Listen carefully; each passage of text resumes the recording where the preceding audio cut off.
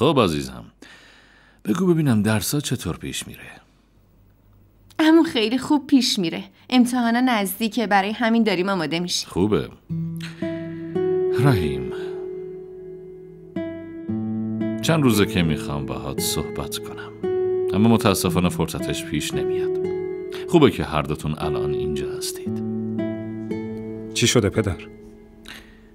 من و اشفاق میخوایم تو و فریده با هم دیگه ازدواج کنیم.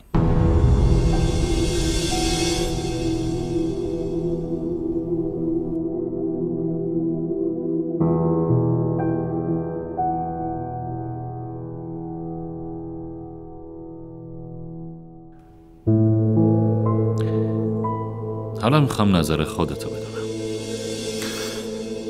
پدر راستش